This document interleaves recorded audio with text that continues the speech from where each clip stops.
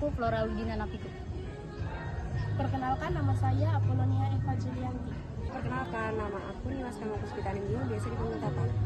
Halo, perkenalkan nama saya Yohanes Yuvando Antariksa, biasa dipanggil Antariksa. Halo, nama aku Aprilia Pasyadini, bisa dipanggil April. Halo semuanya, perkenalkan nama saya Kama Novia Nugroho, bisa dipanggil Kavi. Perkenalkan, nama saya Rizkalina Mardiana da Silva, biasa dipanggil Rizka. Perkenalkan, nama saya Maria Sanya Pili, biasa dipanggil Sanya. Nama saya Jessica Lisanago, biasa dipanggil Jessie. Hai, nama aku Regina Syari Serwaan, biasa dipanggil Regina. Halo, nama aku Riki Sion Marito Setanggang, nama panggilanku Riki. Halo semuanya, kenalin nama aku Clara Cynthia Saryong, biasa dipanggil Clara. Dalam hal ini, manusia bertindak sesuai dengan panggilan pribadinya. Kerja juga dapat dipandang sebagai wujud pengabdian manusia kepada Allah yang merupakan tujuan akhir dari hidup manusia itu sendiri. Berprofesi adalah lebih dari sekedar bekerja atau okupasi. Profesi juga lebih dari sekedar panggilan atau vokasi. Profesi dipresentasikan dengan bekerja, berkarya secara penuh dengan pengabdian dan kecintaan.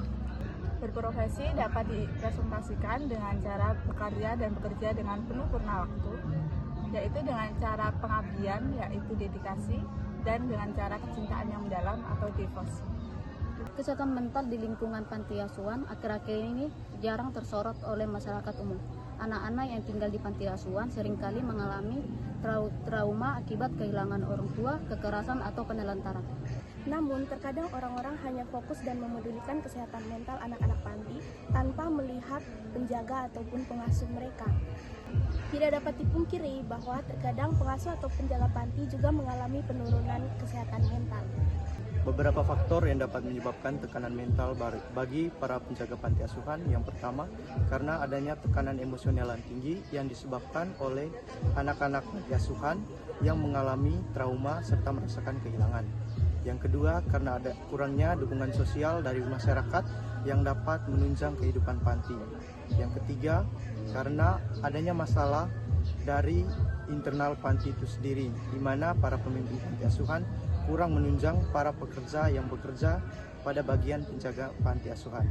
Yang terakhir, karena adanya beberapa faktor seperti kurangnya sumber daya panti yang dapat menunjang kehidupan panti itu sendiri.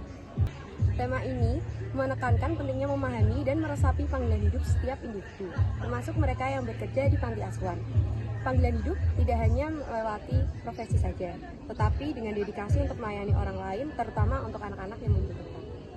Berdasarkan topik dan isu-isu yang kelompok kami ambil, kami melakukan aksi untuk melakukan penyuluhan, edukasi, dan kegiatan berkelompok.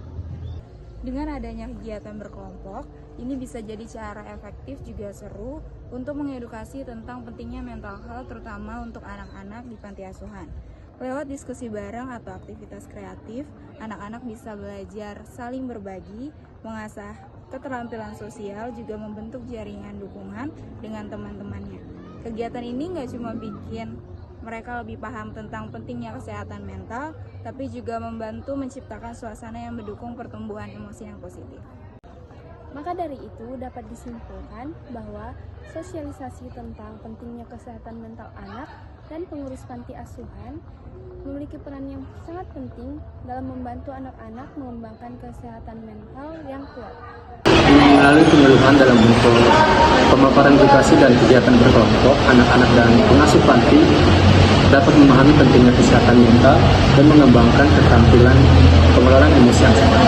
Melibatkan pengasuh dan staf panti asuhan dalam posisi ini juga sangat penting sehingga mereka dapat memberikan perhatian dan dukungan yang tepat dan maksimal. Sekian dari kelompok kami, terima kasih.